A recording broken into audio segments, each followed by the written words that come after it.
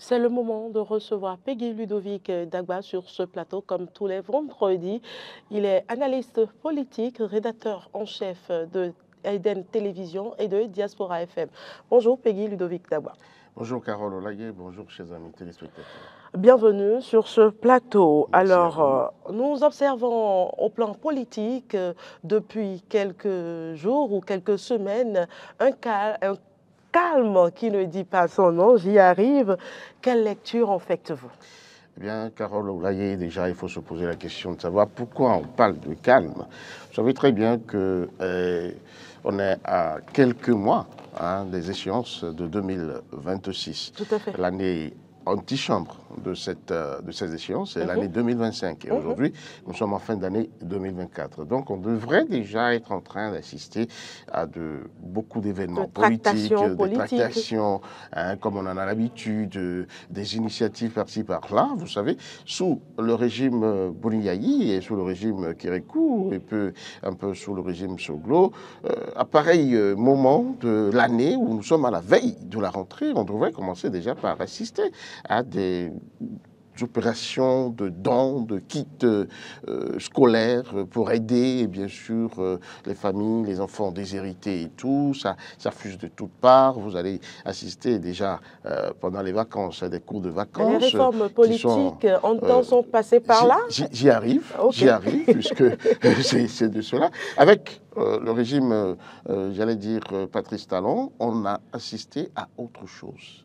Et vous savez très bien, comme vous le dites, si bien les réformes du système partisan se sont passées par là. Aujourd'hui, on ne peut plus assister à des initiatives solitaires où n'importe qui peut se découvrir l'âme d'un leader politique et commencer à faire des œuvres de bons offices, des œuvres de bonne assistance à la population, qui pour faire telle œuvre ici, qui pour faire telle autre œuvre par là. Tout se fait aujourd'hui dans le cadre des partis politiques. Les partis politiques aujourd'hui ont fière allure parce qu'il y a le test, la charte des partis politiques qui exige un peu que tout se fasse dans le cadre des partis politiques. Tout se fait sous la coupole des partis politiques et surtout du bureau qui aujourd'hui a beaucoup plus, on va dire, une grande influence sur le parti et qui organise. Et vous allez voir que c'est au sein des partis politiques que tout se décide. Vous ne pouvez plus vous lever et puis de votre propre chef soutenir telle ou telle, initier telle ou telle activité, telle action, ou décider de soutenir un tel alors que le parti va dans un autre sens. Donc tout cela explique un peu le calme auquel, j'allais dire, on assiste. Mais de l'autre côté, on se pose la question, si l'opposition aujourd'hui aussi n'est quand même pas en train de dormir un peu, parce que justement, on va quand même s'étonner, puisque l'opposition a vraiment montré de quoi elle est capable par rapport à l'offre politique qu'elle veut faire au peuple. Surtout quand on sait qu'elle avait réclamé l'audit de la liste électorale. Tout à fait, elle avait réclamé l'audit de la liste électorale, mais je vais y arriver. Mais avant, sachez que celui qui, aujourd'hui, est en place, franchement, ne démérite pas, fait tout pour s'insérer, pour s'incruster dans la tête des Béninois. Je veux parler du régime Patrice Talon. Vous voyez un peu comment tout le pays est en chantier. Donc, face à cela, l'opposition béninoise a à se réinventer pour pouvoir, évidemment, faire triompher son offre politique. Forcément que l'opposition béninoise aura son candidat à l'élection présidentielle, aux élections législatives et tout le reste. Mais qu'est-ce que cette opposition l'a fait? Elle est où? Franchement, c'est une grosse question qu'on essaye de se poser. L'autre élément que vous sortez, c'est aussi là ahurissant. Parce qu'on a entendu l'opposition. Et c'était, j'allais dire, le président Éric Rouneté qui était en pole position, qui était à la tête des démocrates quand ils avaient réclamé cet audit de la liste électorale permanente informatisée. Parce que vous savez, et bien sûr, en matière électorale, c'est la liste qui fait foi. C'est la liste qui est souvent source de grosses discordes et qui amène des contestations par-ci, par-là. Et c'est Donc, pas vous ne seulement pouvez pas... l'opposition béninoise. Voilà, qui Il en y a des bénéficie. structures, il y a des... Non, je parle même de la relecture ou de l'audit du code électoral. Oui, l'audit, j'allais dire, de la liste De électorale. la liste Le électorale. code électoral, on y viendra peut-être par la suite. Ici, c'est, comment dire, l'élément qui fait vraiment foi. Après, l'organisation matérielle. Parce qu'on doit s'appuyer sur cette liste électorale pour véritablement exercer son droit de vote. À partir de cet instant, si vous n'y avez pas, vous n'avez pas confiance en cette liste-là, vous ne pourrez pas véritablement gagner ces élections. Donc, à bon droit, ils l'ont réclamé. Et à l'époque, je me souviens, le président Patrice Talon leur a dit, oui, je suis d'accord pour l'audit. Allez nous trouver les experts qu'il faut. L'État béninois est même prêt à aller, évidemment, accompagner et bien sûr, et même payer s'il le faut, ces experts-là. Mais depuis lors, silence total. Pourquoi ? Qu'est-ce qui explique ce silence-là? Qu'est-ce qui est fait? Est-ce que l'opposition est retournée voir le chef de l'État pour parler, on va dire, d'éventuelles difficultés à trouver des experts, à les identifier et à les amener au pays?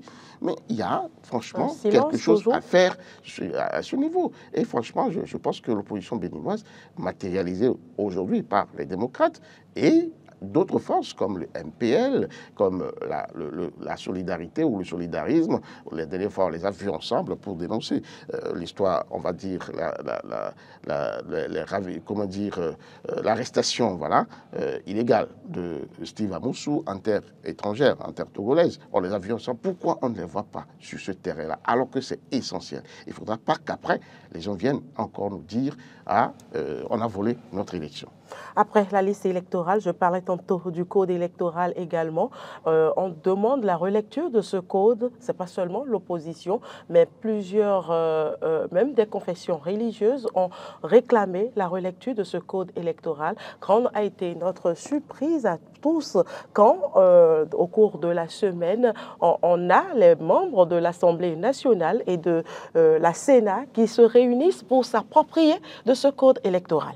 Oui, Carole Olaye, vous faites si bien en parlant de cette séance, on va dire, d'appropriation des textes du code électoral que la Sénat a organisé de commun accord avec la commission des lois de l'Assemblée nationale, représentée par Ordan Aladanti, le président de cette commission. La question mérite franchement d'être posée parce que on se demande si les partis, en fait, en présence, les partis concernés sont désormais, se sont accordés sur ce code électoral pour qu'ils puissent véritablement régir les élections. Mais il faudra remarquer que c'est le seul code qui aujourd'hui existe, puisqu'il a été voté par l'Assemblée nationale dans les conditions requises, puisque la Cour constitutionnelle l'a validé et le président de la République, évidemment, l'a promulgué. Donc, il n'y a pas autre chose à faire que de compter sur l'existant. Et le temps s'en allant, je crois que les instances qui sont concernées par les élections, par l'organisation des élections, doivent commencer à faire leurs préparatifs. Et c'est nécessaire donc qu'ils s'approprient les réalités de ce test-là pour pouvoir les implémenter. Il appartient évidemment au clergé béninois qui a organisé un colloque avec les différentes parties, les différents corps constitués de la nation pour évidemment montrer un peu les problèmes qui sont dans ce code électoral, et ont appelé fortement à sa relecture. Moi, je pense que l'activisme doit se poursuivre de ce côté-là, et surtout avec les opposants qui n'ont pas peut-être leur compte, puisqu'ils l'ont dénoncé aussi au cours d'une conférence de presse.